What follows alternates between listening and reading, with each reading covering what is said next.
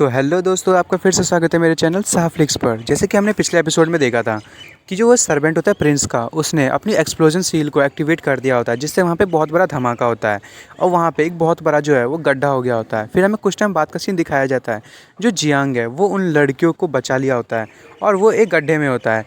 और जो जियांग है वो उनके दोनों तरफ वो जो लड़कियाँ होती हैं, और जियांग कहता है हाँ मैं तो बच गया। वो तो शुक्र था कि मैंने जो है जो नू है मतलब वही ह्यूमनॉइड, उसे कहा था कि गड्ढा खोदने के लिए, और ये जो गड्ढा है वो बहुत ही ज़्यादा काम आया। तभी हमें 1 घंटे पहले का सीन दिखाया जाता है और वो लोग जो हैं वो उसी जगह पे खड़े होते हैं, उस जगह के बाहर। तभी हमें उस लड़की को दिखाया जाता है, शू को। उसके हाथ में एक बग होता है और वो कहती है कि ये एरोमेटिक इंसेक्ट है। इसने कन्फर्म किया है कि क्वेन हान जो है वो वहीं पर है और वो जो है वो बहुत टाइम से मूव नहीं कर रही है।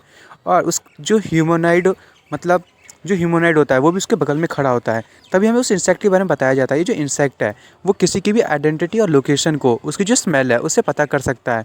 और ये जो बग है वो जो है एक बार में कम से कम 1000 सेंट्स को अपने अंदर में सेव करके रख सकता है। तभी जो जियांग है वो अपनी जो कुछ पावर होता है वो उन दोनों को दे देता है, क्योंकि हमें पता है यहाँ पे जो है वो लोगों की पावर कम हो रही है। और जो जियांग है वो बीस्ट कोड का यूज़ करते हुए उन दोनों को कुछ कुछ एनर्जीज़ देता है। और जियांग कहता है कि चलो अब हमें वहाँ जाना चाहिए। और वो कहता है यदि पॉसिबल हो तो हमें 9th प्रिंस को जो है वो भागने नहीं देना है और हमें चुपचाप जाके जो है सब कुछ कर देना है। और वो मतलब जियांग उस ह्यूमनॉइड को कहता है कि ट्यून्यू तुम जो हो वो ग्राउंड के थ्रू जाओगे और तुम मेरे कमांड का वेट करना।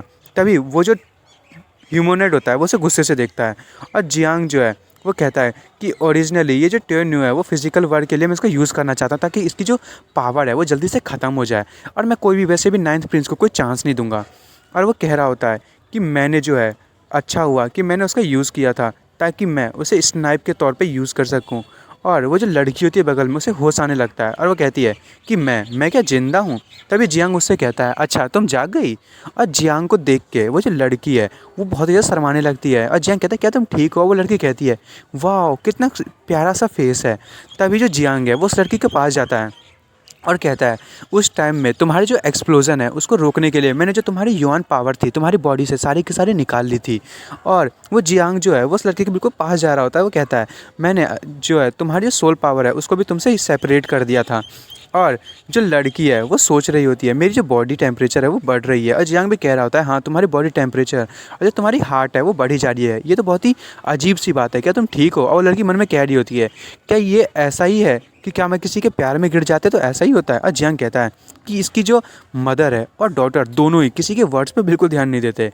तभी जो उसकी मदर होती है या कहें सिस्टर, असलियत में तो वो सिस्टर ही है, वो कहती है कि मुझे जो है तुम्हें थैंक्स करना है। और वो जियांग के पास चली जाती है और उसके कानों में फूंक मारने लगती है। और जियांग कहता है कि अभी अभी जो हमारे पास टाइम बहुत ही कम है, क्या हम लोग इस चीज़ के बारे में बाद में बात करें।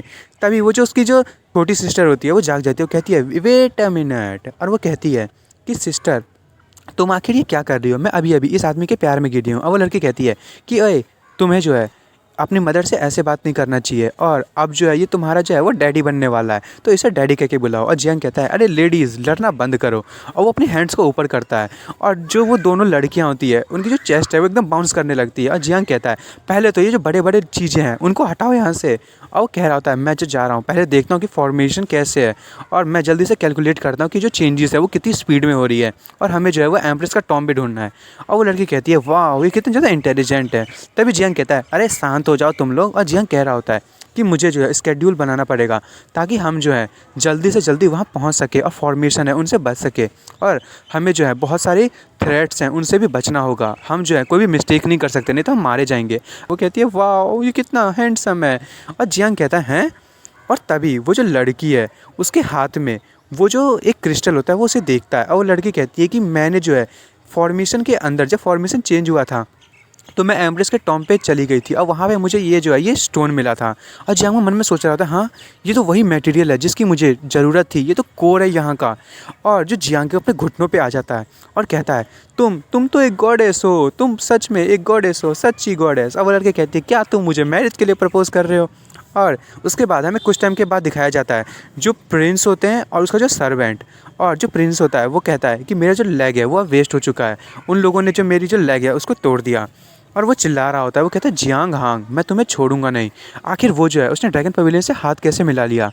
और ये जो क्राउन प्रिंस है ये उसकी हिम्मत कैसे हुई मेरे साथ ऐसा करने की, मैं उसे भी मार दूँगा।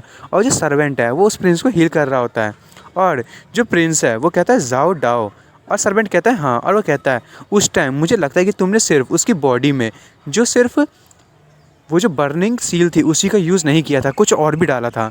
और जो सर्वेंट है वो कहता है योर हाइनेस, आप तो मुझे बहुत अच्छे से जानते हैं, आपको पता है मेरी जो हैबिट है वो बहुत ही ज़्यादा बुरी है। तभी हमें एक सील को दिखाया जाता है, और उसने वो सील उसी लड़की पे यूज़ किया होता है। वो एक सील होती है जिससे कि ना उन्हें उसके लोकेशन के बारे में हमेशा पता रहेगा। उसके बाद हमें बताया जाता है जो जियांग है वो उन दोनों सिस्टर्स के साथ जो फॉर्मेशन है उसके अंदर जाने लगता है, और वो जो एम्प्रेस का जो टॉम्ब है उसके लोकेशन को पता कर रहे होते हैं। और हमें बताया जाता है सिर्फ 1 दिन और 12 घंटे बचे होते हैं इस एरे को एक्टिवेट होने में, मतलब किलिंग एरे को। और जियांग कह रहा होता है कि जल्दी से भागो, हमें जो है जल्दी से जल्दी उस कोड को वहाँ पे ले जाना पड़ेगा, ये जो फॉर्मेशन है वो जल्दी से चेंज होने वाली है। और हमें बताया जाता है कि ये जो हॉल है इसमें टोटल 4 सबसे बड़े फॉर्मेशंस हैं, और ये जो चारों फॉर्मेशंस हैं वो हम लोगों को यहाँ पे रोकने के लिए बनाए गए हैं। हमें जो है बीच हॉल में जाना पड़ेगा जिससे हम इन फॉर्मेशन से बच सकते हैं। और वो कह रहा होता है कि जो क्वीन उसने वो जो देखा होगा वो पक्का जब चेंज पोजीशन हुई थी उसकी, तब उसने जो प्रिंसेस है उसके टॉम को देखा होगा। तभी वो जो लड़की है वो कहती है हाँ तुम ऐसा कह सकते हो। और जो उसकी सिस्टर होती है वो कहती है कि ओए तुम्हें किसने परमिशन दे दी तुम उसे क्वीन क्वीन कह सको। और तभी वो लड़की कहती है कि सिस्टर कोई बात नहीं, वो कह सकता है। और जियांग कहता है ठीक है मैं पहले आगे जाता हूँ, वो चेक करता हूँ। और वो आगे भागने लगता है, और वो कहता है तुम लोग मेरी स्पीड जो है उसे रोक रहे हो, मैं पहले फॉर्मेशन के अंदर जाता हूँ। और वो लड़की कह रही थी प्लीज़ मेरे लिए रुको। और जियांग मन में सोच रहा होता है कि जिस हिसाब से क्वेंग ने बताया है जो वो एम्प्रेस है उसकी पूरी बॉडी जो है वो उस आइस क्रिस्टल से ढकी हुई है, और मुझे लगता है कि वो जो आइस क्रिस्टल है वो ही इस पूरी की पूरी जो एरे है उसका कोर है। और ये जो नकली का पैलेस है इसकी पूरी की पूरी जो ताकत है वो उसी कोर से चल रही होगी। और वो कह रहा होता है कि मैं किसी को पता नहीं लगना दे सकता कि इस जो फॉर्मेशन है उसके बारे में मुझे सब कुछ कैसे पता है। और वो कह रहा होता है कि मुझे कुछ तो करना पड़ेगा। और वो फॉर्मेशन के अंदर जाने लगता है और कहता है कि हम जो है इस फॉर्मेशन के अंदर हम ये जो सामने वाला गेट है उसी से जाएंगे। और वो अंदर जाने लगता है। तभी वो जो जो सिस्टर होती है बड़ी वाली वो कहती है कि हमारा जो एग्रीमेंट है वो तभी ख़त्म हो जाएगा जैसे हम फीमेल एम्पर का जो टॉम्ब है उसे ढूंढ लेंगे, और जो मेरी बहन है वो बहुत ही ज़्यादा सैड हो जाएगी अगर वो जो लड़का है वो उसके प्यार में नहीं गिरा, और मुझे जो है इनकी मदद करनी चाहिए ताकि ये दोनों जो है पास आ सके। तभी वो लड़की उन लोगों को पीछे छोड़ते हुए भागने लगती है, और वो कहती है कि मैं पहले जाके चेक करती हूँ। तभी जियांग कहता है कि रुको आराम से चलो। और वो लड़की कहती है कि मैं जो इन्हें अकेला छोड़ देती हूँ, और वो उसके अंदर में एंटर कर जाती है और वो वहाँ पे कुछ देखती है और थोड़ा सा शॉक होती है। फिर कहती है कि जल्दी से अंदर आओ, और वो जो है लड़की वो बेहोश होने लगती है। और जो उसकी सिस्टर होती है वो कहती है सिस्टर शू क्या आप ठीक हैं। और हमें दिखाया जाता है वो जो लड़की वो बेहोश हो चुकी होती है, और जियांग कहता है मुझे मुझे तो यकीन नहीं हो रहा। और हमें एक अजीब से मॉन्स्टर को दिखाया जाता है, और वो जो मॉन्स्टर है वो अपने टेंटिकल्स का यूज़ करते हुए जो लोगों की ड्रीम्स है उसका यूज़ कर रहा होता है, और सबको उनके ड्रीम्स में फंसा रहा होता है। जियांग कहता है ये तो ड्रीम मिरेज है, और ये एक युआन बीस्ट है, और ये लोगों की जो ड्रीम्स है उसका यूज़ करते हुए उन लोगों को मार देता है। ये तो यहाँ पे टियोनला कॉन्टिनेंट में मिलना बहुत ही मुश्किल है, आखिर ये यहाँ पे आया कैसे। और ये जो है हम जो है यहाँ पे बहुत ही ज़्यादा जो गैस है वो फैली हुई है, हमें जो है यहाँ पे सांस लेना नहीं चाहिए। तभी वो जो दूसरी लड़की होती है वो भी सोने लगती है, और जियांग कहता है नहीं तुम यहाँ पे नहीं सो सकती। और जो जियांग है वो भी सोने लगता है, वो कहता है अरे यार मैं भी, अब मुझे भी नींद आ रही है। और जियांग जो सो जाता है। तभी वहाँ पे उसे एक आवाज़ सुनाई देती है, कहती है लेज़ी कैट जल्दी से उठो। और हमें हमारी सेंचुरी का एक फ़ोन दिखाया जाता है वहाँ पे, और उसमें अलार्म में बज रहा होता है लेज़ी कैट वेक अप। और जो फिर हमें दिखाया जाता है जो जियांग है वो एक लड़की के साथ सोया होता है, और उस फ़ोन में बज रहा होता है कि जल्दी से उठो जल्दी से उठो। और तभी जियांग जो है वो जाग जाता है, और वो कहता है कि 3 साल पहले मैं एक सक्सेसफुल कंप्लीट एक बिजनेसमैन था, और मैं यहाँ पे बहुत ही बड़ा ऑनरेबल पर्सन हूँ। मैं जो एक सिक्योरिटी कंपनी का जो चीफ़ हूँ वो बन चुका हूँ। और हमें पता चलता है वो जो लड़की है वो कोई और नहीं वो रुक्सी होती है, और वो जियांग से कहती है कि हनी जल्दी से उठो। और जो जियांग है वो कहता है कि और मैं जब वो काम कर रहा था तभी मुझे मेरी जो वाइफ़ है वो मिली यान रुक्सी। और वो कहता है कि मैंने एक बहुत ही लंबा और बहुत ही थका देने वाला ड्रीम देखा। वो लड़की कहती है ड्रीम। तभी जो रुक्सी है वो कहती है आखिर किस टाइप का ड्रीम देखा। तभी जियांग एकदम जल्दी से खड़ा होता है, और वो कहता है कि वहाँ पे कोई था जो तुम्हें मुझसे चुराना चाहता था। और तुम्हें बचाने के लिए मैंने सभी लोगों से लड़ाई की और बहुत सारे मॉन्स्टर्स को मारा और बहुत सारे जो एनिमीज़ है वो आए जा रहे थे। तभी मिस रुक्सी कहती है, तुम तो कितने बेकार की ड्रीम्स देखते हो, तुम एक इडियट हो। और जियांग जो है वो भी कह रहा था, हाँ अब कौन जान सकता है। तब जो मिस रुक्सी है वो जियांग की जो चीक्स होती है उस पर किस करती है और वो कहती है कि चिंता मत करो, मैं हमेशा तुम्हारी रहूँगी। और जियांग जो एकदम ब्लश करने लगता है। तब जो मिस रुक्सी है वो वहाँ से जाने लगती है और कहती है कि अब तुम जाग चुके हो और मैं जा रही हूँ, और हमें जो है आज लेट नहीं होना है। अब मैं जो ब्रेकफास्ट तैयार करने जा रही हूँ, तुम बताओ तुम जो क्या खाना चाहते हो।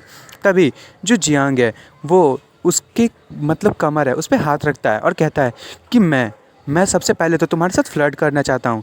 तभी जो मिस रुक्सी कहती है हाँ, और जो जियांग है वो उसे बेड पे गिरा देता है और कहता है कि अब मुझे कुछ मीठा दो। मिस रुक्सी कहती है आखिर आखिर तुम ये क्या कर रहे हो, ये तो ब्रेकफास्ट का टाइम है और मैं जो हूँ तुम्हारे लिए ब्रेकफास्ट बनाने जा रही हूँ, तो हम लेट हो जाएंगे। जियांग कहता है हाँ मैं ब्रेकफास्ट ही तो ले रहा हूँ, आज मेरा ब्रेकफास्ट में कुछ मीठा खाने का प्लान है और उसके बाद मैं जो हूँ अपनी जो ड्रीम है उसके बारे में भूल जाऊँगा। और दोस्तों मैं जो हूँ इस एपिसोड को यहीं ख़त्म कर रहा हूँ। अब अगले एपिसोड में देखेंगे कि जो जियांग है वो इस ड्रीम से कैसे बाहर निकलेगा।